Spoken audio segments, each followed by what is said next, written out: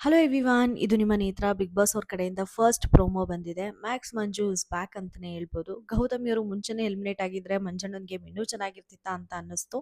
But ಎಲ್ಲೊಂದ್ ಕಡೆ ಗೌತಮಿಯವ್ರು ಮನೆಗಿದ್ರು ಗೌತಮಿನೇ topic, ಆಚೆ ಹೋದ್ರು ಕೂಡ ಗೌತಮಿನೇ ಟಾಪಿಕ್ ಮಂಜಣ್ಣನಿಗೆ ಅಂತ ಅನ್ನಿಸ್ತು. ಡೆಫಿನೆಟ್ಲಿ ಗೌತಮಿಯವ್ರಿಗೂ ಕೂಡ ಹಿಂಗೆ ಅನ್ಸಿರುತ್ತೆ. ಬಟ್ ಆ ಪಾಯಿಂಟ್ ಏನು ಹೇಳಿರ್ತಾರೆ ಅದು ಮಾತ್ರ ಡೆಫಿನೆಟ್ಲಿ ಕರೆಕ್ಟ್ ಇದೆ. ಯಾಕಂದ್ರೆ ರಜತ್ ಅವರು ಮನೆಗೆ ಎಂಟ್ರಿ ಕೊಡಬೇಕಾದ್ರೆ ಒಂದು ಸ್ಟೇಟ್ಮೆಂಟ್ನ ಕೊಟ್ಟಿರ್ತಾರೆ. ಇಲ್ಲಿ ಎಷ್ಟೆಷ್ಟೊಂದು ಗ್ಯಾಂಗ್ ಫಾರ್ಮ್ ಆಗಿದಾವೆ, ಆ ಎಲ್ಲ ಗ್ಯಾಂಗ್ನು ನಾನು ಮುರಿತೀನಿ ಅಂತ ಅಂದ್ಬಿಟ್ಟು ಈಡ್ಗಾಯಿ ಹೊಡೆದಿರ್ತಾರೆ. ಬಟ್ ಅದು ಡೆಫಿನೆಟ್ಲಿ ಸಕ್ಸಸ್ಫುಲ್ ಆಗಲಿಲ್ಲ. ಇನ್ಫ್ಯಾಕ್ಟ್ ಸುದೀಪ್ ಸರೇ ಮಂಜಣ್ಣನಿಗೆ ಬಿಡ್ರಿ, ಅವ್ರಿಗೆ ಯಾರ ಜೊತೆ ಯಾಕೆ ಇರ್ತೀರಾ, ನಿಮ್ ಗೇಮ್ ಹೋಗ್ತಾ ಇದೆ ಅಂದ್ರೂ ಕೂಡ ಬಿಡಲಿಲ್ಲ. ಒಂದು ಜೆನ್ಯೂನ್ ಫ್ರೆಂಡ್ಶಿಪ್ ಅಂತೂ ಮಂಜಣ್ಣ ಮತ್ತೆ ಗೌತಮಿ ನಡುವೆ ಇತ್ತು. ಇನ್ಫ್ಯಾಕ್ಟ್ ಗೌತಮಿ ಅವರು ಕೂಡ ಹೇಳ್ತಾರೆ ಸುದೀಪ್ ಸರ್ಗೆ, ಸರ್ ನೀವು ಯಾವಾಗ ನಮಗೆ ಅಡ್ವೈಸ್ ಕೊಡೋಕ್ಕೆ ಸ್ಟಾರ್ಟ್ ಮಾಡಿದ್ರಿ ಅದನ್ನ ನಾನು ಅರ್ಥ ಮಾಡ್ಕೊಂಡೆ, ನಾನು ಅವರಿಂದ ದೂರ ಇರೋಕ್ಕೆ ಟ್ರೈ ಮಾಡಿದೆ ಗೇಮಿಗೋಸ್ಕರ. ಬಟ್ ಮಂಜು ಅವರು ಒಂದ್ಸಲ ಅವ್ರಿಗೆ ರಿಯಲ್ ಬಾಂಡ್ ಆದರೆ ಅವ್ರಿಗೆ ಬಿಡೋಕ್ಕೆ ಕಷ್ಟ. ಅವ್ರು ಬಿಡೋದು ಇಲ್ಲ ಅಂತ ನನಗೆ ಲಾಸ್ಟಲ್ಲಿ ಗೊತ್ತಾಯಿತು ಸರ್. ಅವರು ತುಂಬ ಒಳ್ಳೆಯವರು, ತುಂಬ ಚೆನ್ನಾಗಿ ಗೇಮ್ ಆಡ್ತಾ ಇದ್ದಾರೆ, ಆಡಬೇಕು ಅಂತಲೇ ನಾನು ಇಷ್ಟಪಡ್ತೀನಿ ಅಂತ ಅಂದ್ಬಿಟ್ಟು ಮಂಜಣ್ಣನ ಬಗ್ಗೆ ಒಂದು ಒಳ್ಳೆ ಮಾತಾಡ್ತಾರೆ ಗೌತಮಿಯರು. ಅದು ಮಂಜಣ್ಣನ ಕ್ಯಾರೆಕ್ಟರು. ಡೆಫಿನೆಟ್ಲಿ ಗೌತಮಿನ ಬಿಡೋಕ್ಕೆ ಮಂಜಣ್ಣನಿಗೆ ಕಷ್ಟ ಆಯಿತು. ಆ್ಯಸ್ ಅ ಟ್ರೂ ಫ್ರೆಂಡ್ ಅವ್ರಿಗೆ ಕನೆಕ್ಟ್ ಆಗಿದ್ದಾಗ ಅಲ್ಲಿಂದ ಬರೋಕ್ಕೆ ಸ್ವಲ್ಪ ಟೈಮ್ ತೊಗೊಳ್ತು. ಆದರೆ ಈಗ ಗೌತಮಿಯವ್ರು ಆಚೆ ಹೋಗಿರೋದ್ರಿಂದ definitely Max Manju is back ಅಂತ ಅನಿಸುತ್ತೆ. ಯಾಕಂದರೆ ಅವರು ಮಾತಾಡ್ತಿರೋದ್ರಲ್ಲಿ ಕ್ಲಾರಿಟಿ ತುಂಬ ಚೆನ್ನಾಗಿದೆ. ಇಷ್ಟು ದಿನ ಆದರೆ ಎದ್ರುಕೊಂಡ್ಬಿಡೋರು, ರಜತ್ ಇವರೆಲ್ಲ ಮಾತಾಡ್ತಾ ಇದ್ರೆ ಫುಲ್ ಎದ್ರುಕೊಂಡ್ಬಿಡೋರು. ಬಟ್ ಇವತ್ತು ಡೈರೆಕ್ಟಾಗೆ ಫೇಸ್ ಮಾಡ್ತಾ ಇದ್ದಾರೆ ಅಂತ ಅನ್ನಿಸ್ತು. ಅದು ಒಂದೇ ಮಡಿಕೆ ಹೊಡಿಬೇಕು ಅಂತ ಇರುತ್ತೆ ಅನಿಸುತ್ತೆ. ಬಟ್ ರಜತ್ ಅವ್ರದ್ದು ಇದ್ದಿದ್ದ ಹತ್ರನೇ ಹೊಡೆದಾಕಿ ಅಲ್ಲಿ ತ್ರಿವಿಕ್ರಮ್ದನ್ನ ಹಂಡ್ಸಿ ಬೇರೆ ಮಾತಾಡ್ತಾ ಇದ್ದಾರೆ. ಅದು ಕ್ರೇಜಿ ಅಂತ ಅನ್ನಿಸ್ತು ನನಗೆ ಮಂಜಣ್ಣದ್ರಲ್ಲಿ. ಇದು ಒಂದು ಸ್ವಲ್ಪ ಎಕ್ಸ್ಟ್ರಾ ಮಸಾಲ ಆ್ಯಕ್ಚುಲಿ ಆ್ಯಡ್ ಮಾಡ್ಕೊಳ್ತಾರೆ ಮಂಜಣ್ಣ ಯಾವಾಗ್ಲೂ. ಆ ಮಂಜಣ್ಣ ಡೆಫಿನೆಟ್ಲಿ ಬ್ಯಾಕ್ ಅಂತ ಅನ್ನಿಸ್ತು. ಫಿನಾಲೆ ವಾರ ಡೆಫಿನೆಟ್ಲಿ ಅವ್ರು 100% ಮಂಜಣ್ಣ ಇವಾಗಂತೂ ಕೊಡೋದು ಸಿಕ್ಕಾಬಟ್ಟೆ ಬೇಕಾಗಿದೆ ಬಿಗ್ ಬಾಸ್ ಮನೆಗೆ. ನೋಡಬೇಕು ಏನೇನು ಮಾಡ್ತಾರೆ ಅಂತ. ಪ್ರೋಮೋಲಿ ಏನೇನಾಯಿತು, ಏನೇನು ಮಾತಾಡಿದ್ರು ಅಂತ ತಿಳ್ಕೊಳ್ಳೋದಕ್ಕಿಂತ ಮುಂಚೆ ನನ್ನ ಚಾನಲ್ಗೆ ಇನ್ನೂ ಯಾರಾದರೂ ಸಬ್ಸ್ಕ್ರೈಬ್ ಮಾಡ್ಕೊಂಡಿಲ್ಲ ಅಂದರೆ ದಯವಿಟ್ಟು ಸಬ್ಸ್ಕ್ರೈಬ್ ಮಾಡ್ಕೊಳ್ಳಿ. ವಿಡಿಯೋ ಇಷ್ಟ ಆದರೆ ದಯವಿಟ್ಟು ಲೈಕ್ ಮಾಡೋದನ್ನ, ಕಮೆಂಟ್ ಮಾಡೋದನ್ನ ಮಾತ್ರ ಮರ್ತೋಗ್ಬಿಡಿ ಅಂತ ಹೇಳ್ತಾ ಇನ್ನು ಕಂಟಿನ್ಯೂ ಮಾಡೋದಾದರೆ ಪ್ರೋಮೋ ವಿಚಾರದ ಬಗ್ಗೆ ಆಗಲೇ ಹೇಳಿದ್ನಲ್ಲ. ಈ ಪ್ರೋಮೋ ಬಂದುಬಿಟ್ಟು ಯಾರಿಗಾದರೂ ಕೋಪ, ಅಸಮಾಧಾನ ಏನಾದರೂ ಇದ್ದರೆ ಅವರ ಒಂದು ಫೋಟೋಗೆ ಒಂದು ಫೋಟೋನ ಮಡಿಕೆಗೆ ಅಂಟಿಸ್ಬಿಟ್ಟು ಹೊಡಿಬೇಕಾಗಿರುತ್ತೆ. ಅದಕ್ಕೆ ಏನು ರೀಸನ್ ಅಂತಲೂ ಕೂಡ ಕೊಡಬೇಕಾಗಿರುತ್ತೆ ಕಂಟೆಸ್ಟೆಂಟು.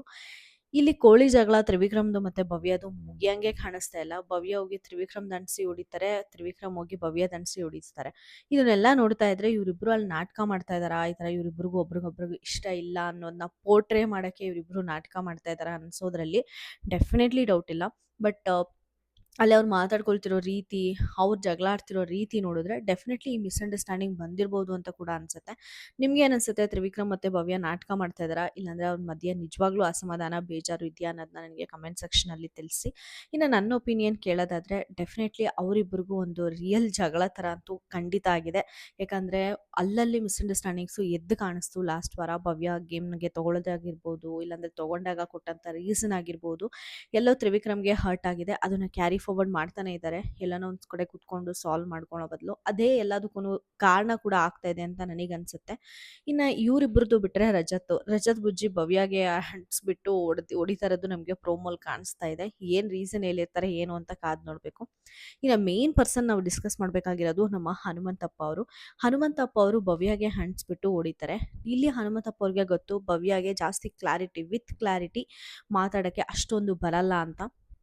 ಮಾತಾಡ್ತಾರೆ, ಅಲ್ಲಿ ಇಲ್ಲಿ ಎಡುತ್ತಾರೆ. ಆ ಪಾಯಿಂಟ್ಸ್‌ನ ಕ್ಯಾಚ್ ಮಾಡಿಕೊಂಡು ಮತ್ತೆ ರಿವರ್ಸ್ ಮಾತಾಡ್ಬೋದು ಅಂತ. ಯಾಕಂದರೆ ನಿನ್ನೆ ಒಂದು ವೀಕೆಂಡಲ್ಲಿ ಅಬ್ಸರ್ವ್ ಮಾಡಿದ್ರೆ ಸಿಲ್ಲಿ ರೀಸನ್ ಅಂತ ರಜತ್ ಯಾವಾಗ ಆರ್ಗ್ಯೂ ಮಾಡಿದ್ರೋ, ಪ್ರೋಮೋ ಶಾಟಲ್ಲಿ ಇದ್ದಂಗೆ ಹನುಮಂತಪ್ಪ ಅವರು ಬ್ಯಾಕ್ ಟು ಬ್ಯಾಕ್ ಏನು ಕೊಟ್ಟಿಲ್ಲ. ಯಾವಾಗ ರಜತ್ ಅವರು ಬ್ಯಾಕ್ ಟು ಬ್ಯಾಕ್ ಹನುಮಂತಪ್ಪ ಅವ್ರನ್ನ ಕ್ವೆಶ್ಚನ್ ಮಾಡೋಕ್ಕೆ ಸ್ಟಾರ್ಟ್ ಮಾಡಿದ್ರೋ ಆವಾಗ ಒಂದು ಸ್ವಲ್ಪ ಡಲ್ ಅಂತೂ ಆದರು ಹನುಮಂತ ಅವರು. ಯಾಕೆ ಇದು ಸಿಲ್ಲಿ ರೀಸನ್ ಅಂತ ಅಲ್ಲಿ ಪಾಯಿಂಟ್ ಬಿಡೋಕ್ಕೆ ಟ್ರೈ ಮಾಡಿದ್ರು. ಇದನ್ನ ಕಂಟೆಸ್ಟೆಂಟ್ಸು ಮುಂಚೆನೇ ಮಾಡಬೇಕಾಗಿತ್ತು. ಈಗ ಹನುಮಂತಪ್ಪ ಅವರು ನೀನು ಕೊಟ್ಟಿದ್ಯಾ, ನಾನು ಕೊಟ್ಟಾಗ ನಾನು ಹೇಳ್ತೀನಿ, ಇಲ್ಲಾಂದರೆ ನಾನು ಕೊಟ್ಟಿದ್ದೀನಿ ನೀನು ಕೊಟ್ಟಾಗ ನನಗೆ ಹೇಳು ಅಂದಾಗ ಅವಾಗಲೇ ಕ್ವೆಶ್ಚನ್ ಮಾಡಬೇಕಾಗಿತ್ತು. ಅವಾಗ ನಾನು ಹೇಳ್ತೀನಿ ಫಸ್ಟ್ ನೀನು ಇವಾಗ ಹೇಳು ಅಂತ ಹನುಮಂತಪ್ಪನಿಗೆ ಬ್ಯಾಕ್ ಕ್ವೆಶ್ಚನ್ ಮಾಡಿ ಕೇಳಿದಿದ್ರೆ ಇವತ್ತು ಹನುಮಂತಪ್ಪ ಅವ್ರು ಇಷ್ಟು ಫೇಮಸ್ ಆಗ್ತಿರ್ಲಿಲ್ಲ ಅಂತ ಅನ್ಸುತ್ತೆ. ಡೆಫಿನೆಟ್ಲಿ ಹನುಮಂತ ಅವ್ರನ್ನ ಇರೋ ಕಂಟೆಸ್ಟೆನ್ಸೇ ಮೇಲೆ ಹೋಗಿ ಕೂರಿಸಿರೋದು ಅಂತ ಅನ್ನಿಸ್ತು ನಿನ್ನೆ ನನಗೆ.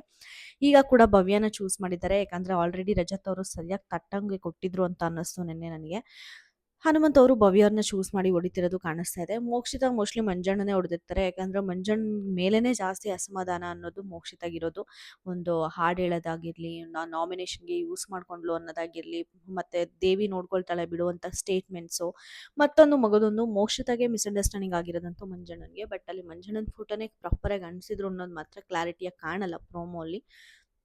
ಮತ್ತೆ ಇನ್ನು ಮೇನ್ ಕ್ಯಾರೆಕ್ಟರ್ ರಜತ್ ಮತ್ತೆ ಮಂಜಣ್ಣನ ನಡುವೆ ನಡೆಯೋ ಫೈಟು, ಇದರಲ್ಲಿ ಯಾರು ಸರಿ ಅನ್ಸಿದ್ರು ಅಂತ ನನಗೆ ಕಮೆಂಟ್ ಸೆಕ್ಷನಲ್ಲಿ ತಿಳಿಸಿ. ಇನ್ನು ನನ್ನ ಕೇಳೋದಾದರೆ ಡೆಫಿನೆಟ್ಲಿ ಫಿನಾಲೆ ಟೈಮಲ್ಲಿ ರಜತ್ ಅವರು ಈ ಥರ ಸೆಡೆ ಈ ಥರ ಅನ್ನೋದು 100% ತಪ್ಪು. ಆಯಿತಾ, ಮಾತಲ್ಲಿ ಕಂಟ್ರೋಲಾಗೆ ಕಾಮಾಗೆ ಆನ್ಸರ್ ಕೊಟ್ಟಿದ್ರು ಕೂಡ ಅಲ್ಲಿ ಮುಗ್ದೋಗ್ಬಿಡುತ್ತೆ. ಬಟ್ ಅದು ಬಿಟ್ಟು ಗುಳ್ಳೆ ನರಿ ಥರ ಇದ್ದೆ, ಗುಳ್ಳೆ ನರಿ ಕೂಡ ಒಂದು ಪಕ್ಷ ಓಕೆನೆ, ಬಟ್ ಅಲ್ಲಿ ಗುಳ್ಳೆ ನರಿ ಥರ ಇಷ್ಟೊಂದು ದಿನ ಇದ್ದಿದ್ದನು ಇವಾಗೇನು ಹಿಂಗೆ ಹಿಂಗೆ ಅಂತ ಎಕ್ಕರಿಸೋದು, ಸೆಡೆ ಅನ್ನೋದು, ಸೆಡೆ ಅಂದಿದ್ದೆ ಜಾಸ್ತಿ ಇಲ್ಲಿ ನನಗೆ ತಪ್ಪಂತ ಕಾಣಿಸಿದ್ದು. ಮಂಜಣ್ಣ ಅವರು ಕೊಟ್ಟಿಂತ ರೀಸನ್ ತಪ್ಪ, ಅವ್ರನ್ನ ಟ್ರಿಗರ್ ಮಾಡ್ತಾ ಅಂತ ಕೇಳೋದಾದ್ರೆ ಡೆಫಿನೆಟ್ಲಿ ಇಲ್ಲ. ನಮ್ಗೆ ರಜತ್ ಅವರು ಸ್ಟಾರ್ಟಿಂಗಲ್ಲಿ ಈಡ್ಗಾಯಿ ಹೊಡಿತಾ ಏನು ಪಾಯಿಂಟ್ ಹೇಳಿದ್ರು ಅದನ್ನೇ ರಿಪೀಟ್ ಮಾಡ್ತಾ ಹೇಳ್ತಾರೆ. ಏನು ಹೇಳಿದ್ರು ರಜತ್ ಅವರು, ನಾನು ಇಲ್ಲಿ ತುಂಬ ಗ್ಯಾಂಗ್ಗಳಾಗಿ ಇನ್ಫ್ಯಾಕ್ಟ್ ಗೌತಮಿಗೇನೆ ಟಾರ್ಗೆಟ್ ಮಾಡಿ ಕೂಡ ಈ ಪಾಯಿಂಟ್ನ ಹೇಳಿರ್ತಾರೆ. ರಜತ್ ಅವರು ಮನೆ ಒಳಗಡೆ ಬಂದಾಗ ಈಡ್ಗಾಯಿ ಹೊಡಿತಾ, ನಾನು ಈ ಮನೆಯಲ್ಲಿ ಎಷ್ಟೊಂದು ಗ್ಯಾಂಗ್ಗಳಿದ್ದಾವೆ, ಅದನ್ನ ಡೆಫಿನೆಟ್ಲಿ ನಾನು ಮುರಿತೀನಿ ಅಂತಾನೆ ಈಡ್ಗಾಯಿ ಹೊಡೆದಿರ್ತಾರೆ. ಬಟ್ ಅದರಲ್ಲಿ ಅನ್ಸಕ್ಸಸ್ಫುಲ್ ಆದರು ರಜತ್ತು. ಭವ್ಯ ಮತ್ತು ತ್ರಿವಿಕ್ರಮ್ ಬಾಣ್ಣ ಹೊಡಿಯೋಕ್ಕೆ ಅವ್ರ ಕೈಲಿ ಆಗಲಿಲ್ಲ, ಮತ್ತು ಈ ಕಡೆ ಮಂಜಣ್ಣ ಮತ್ತು ಗೌತಮಿ ಅವ್ರ ಬಾಣ್ಣ ಹೊಡಿಯೋಕ್ಕೆ ರಜತ್ ಅವರಿಗೆ ಆಗಲಿಲ್ಲ. ಅದೇ ಒಂದು ಎಕ್ಸಾಂಪಲ್ ಕೊಟ್ಬಿಟ್ಟು ಮಂಜಣ್ಣ ಅವರು ಎಕ್ಸ್ಪ್ಲೇನ್ ಮಾಡ್ತಾರೆ ರಜತ್ ಅವರಿಗೆ, ನೀನೇನು ಕಿತ್ತಾಕೋಕ್ಕಾಗಲಿಲ್ಲ, ನೀನು ಹಿಂಗೆ ಹೇಳಿದ್ದೆ ಬಾಂಡುಗಳನ್ನ ಬಾಂಧವ್ಯಗಳನ್ನೆಲ್ಲ ಕಟ್ ಮಾಡ್ತೀನಿ ಅಂತ, ಬಟ್ ಅದರಲ್ಲಿ ನೀನು ಫೇಲ್ ಆದೆ ಅಂತ ಅಂದ್ಬಿಟ್ಟು ಮಡಿಕೆನ ಅಲ್ಲಾಗ್ದಂಗೆ ಇಲ್ಲೇ ಹೊಡಿತಾರೆ ರಜತ್ ಅವ್ರದ್ದು. ಇನ್ಫ್ಯಾಕ್ಟ್ ಈಗ ಕ್ರಿಕೆಟ್ ಬಾಲ್ ಥರ ಹೊಡಿತಾರೆ. ಅದು ಮೋಸ್ಟ್ಲಿ ರಜತ್ ಅವ್ರಿಗೆ ಟ್ರಿಗರ್ ಆಗಿರಬಹುದೇನೋ, ಅದಕ್ಕೆ ಸರಿಯಾಗಿ ಎಕ್ಕರಿಸ್ತಾರೆ ಭವ್ಯಗೆ. ಬೈ ಅನ್ನೋದು, ಭವ್ಯವ್ರು ಏನು ಉಗಿಸ್ಕೊಳಕ್ಕೆ ಅಂದರೆ ಬೈಸ್ಕೊಳಕ್ಕೆ ಹುಟ್ಟಿದ್ಯೇನೋ ಅಂತ ಅವ್ರು ಬೈಯೋದು, ಅದನ್ನ ಒಂಥರ ಜೋಕರಾಗೇನೆ ತೊಗೊಂಡೋಗ್ದ್ರ ಮಂಜಣ್ಣನ ಅಲ್ಲಿ ರಜತು ಮತ್ತು ಭವ್ಯ ಅಂತ ಅನ್ನಿಸ್ತು. ಇನ್ಫ್ಯಾಕ್ಟ್ ಅಲ್ಲಿ ಕುತ್ಕೊಂಡಿರೋರು ಎಲ್ಲರೂ ನಗ್ತಾ ಇರ್ತಾರೆ ಎಕ್ಸೆಪ್ಟ್ ಮೋಕ್ಷಿತಾ. ಭಯ ಪಡ್ತಾ ಇರ್ತಾರೆ ಅವ್ರು. ಆ್ಯಕ್ಚುಲಿ ಅವ್ರ ಮುಖ ನೋಡಿದ್ರೆ ಭಯ ಪಡ್ತಿದ್ದಂಗೆ ಕಾಣಿಸ್ತು. ಅದು ರಿಯಲ್ ಫೇಕ್ ಅಂತಲೇ ನನಗೆ ಒಂದೊಂದ್ಸಲ ಡೌಟ್ ಆಗೋಗ್ಬಿಡುತ್ತೆ. ಇನ್ನು ಭವ್ಯ ಅವರು ಮತ್ತು ರಜತ್ ಅವ್ರದ್ದು ಬೈದಿದ್ದಾದ್ಮೇಲೆ ರಜತ್ ಅವರ ಕನ್ವರ್ಸೇಷನ್ ಇನ್ನೂ ಮುಂದುವರಿಯುತ್ತೆ. ಗುಳ್ಳೆ ನದಿ ಥರ ಇದ್ದಲ್ಲೋ ಇಷ್ಟು ದಿನ, ಇವಾಗೇನೋ ಹಿಂಗೆ ಮಾಡೋದು ಅಂದರೆ ಅಲ್ಲಿ ಮಂಜಣ್ಣ ಅವರು ತುಂಬ ಧೈರ್ಯವಾಗಿ ನಿಂತಿರೋದು ನಾನು ನೋಡಿದೆ. ಒಂದು ಮುಖ ಸಣ್ಣಗೆ ಮಾಡ್ಕೊಂಡಿದ್ದಾಗಲಿ, ಇಲ್ಲಾಂದ್ರೆ ಮುಖದಲ್ಲಿ ಭಯ ಆಗಲಿ, ಫಸ್ಟ್ ಟೈಮ್ ನನಗೆ ಆಫ್ಟರ್ ಸೋ ಮೆನಿ ವೀಕ್ಸ್ ಮಂಜಣ್ಣನ ಮುಖದಲ್ಲಿ ಕಾಣಿಸ್ಲಿಲ್ಲ. ಇನ್ಫ್ಯಾಕ್ಟ್ ಹೇಳ್ತಾರೆ, ಇಂಥವ್ರನ್ನ ತುಂಬ ಜನ ನೋಡ್ಬಿಟ್ಟಿದ್ದೀನಿ, ನಿನ್ನ ವ್ಯಕ್ತಿತ್ವ ನೋಡ್ಕೊಳ್ಳಲೆ ಅಂತಾರೆ. ಇವಾಗಾದರೂ ರಜತ್ ಥಿಂಕ್ ಮಾಡಬೇಕು. ಆ್ಯಕ್ಚುಲಿ ಲಾಸ್ಟ್ ವೀಕು ರಜತ್ಗೆ ಬಾಯಿಗೆ ಬಂದಂಗೆ ಮಾತಾಡ್ತೀರಂತಾನೆ ಕಿಚ್ಚ ಸರ್ ಹತ್ರ ಒಂದು ಸ್ವಲ್ಪ ಕ್ಲಾಸ್ ಆಗಿರುತ್ತೆ. ನಿನ್ನೆ ಕೂಡ ರಜತ್ ಅವ್ರು ಹೇಳ್ತಾರೆ, ಮೊನ್ನೆ, ಇಲ್ಲ ಸರ್ ನಾನು ಸ್ವಲ್ಪ ಬಾಯಿಗೆ ಬೀಗ ಹಾಕಿ ಲಗಾಮ್ ಹಾಕಿ ಇದ್ದೀನಿ ಅಂತ. ಬಟ್ ಇವಾಗ ಎಲ್ಲೋಯ್ತು ಗುರು ಅದು? ಫಿನಾಲೆ ವೀಕಲ್ಲಿ ಏನು ಮಾತಾಡ್ತಾ ಇದೆಯಾ? ಫಿನಾಲೆಗೆ ಹೋಗ್ಬಿಟ್ಟೆ ಅಂತನಾ ಇಷ್ಟೆಲ್ಲ? ನನಗೆ ರಜತ್ ಅವ್ರ ಪಾಯಿಂಟ್ ಆಫ್ ಥಿಂಕಿಂಗೇ ನನಗೆ ಅಲ್ಲಿ ಅರ್ಥ ಆಗಲಿಲ್ಲ. ಒಂದು ಸ್ವಲ್ಪ ನಾಲಿಗೆಗೆ ಲಗಾಮ್ ಹಾಕ್ಕೊಂಡೇ ಇರಬೇಕಾಗಿತ್ತು. ಮಂಜು ಅವರು ಕೂಡ ಕೀ ವ್ಯಾಲ್ಯೂ ಅಡ್ರೆಸ್ ಮಾಡ್ತಾ ಇದ್ದಾರೆ ನೋಡ್ರಿ. ವ್ಯಕ್ತಿತ್ವ ಅನ್ನೋ ಒಂದು ಪಾಯಿಂಟ್ ತರ್ತಾ ಇದ್ದಾರೆ, ಜನಗಳಿಗೆ ಅರ್ಥ ಆಗಬೇಕು, ಆಚೆ ಜನಕ್ಕೆ ಇವ್ನು ಏನು ಮಾಡ್ತಾ ಇದ್ದಾನೆ ಅಂತ ನಮಗೂ ಕೂಡ ರಿಮೈಂಡರ್ ಕೊಡ್ತಾ ಇದ್ದಂಗೆ ಅನ್ನಿಸ್ತು ನನಗೆ. ಇದು ಮಂಜಣ್ಣ ಬೇರೆಯವ್ರು ಏನು ಮಾಡ್ತಾ ಇದ್ದಾರೆ ಅನ್ನೋದನ್ನ ಹೈಲೈಟ್ ಮಾಡಿ ನಂದೇನು ತಪ್ಪಿಲ್ಲ ಅಂತ ಪ್ರೂವ್ ಮಾಡಿಕೊಂಡು ಮುಂದೆ ಬರ್ತಾ ಇದ್ದಿದ್ದು ಮಂಜಣ್ಣ. ಆ ಮಂಜಣ್ಣ ನನಗೆ ಮತ್ತೆ ಕಾಣಿಸಿದ್ರು ಅಂತ ಅನ್ನಿಸ್ತು.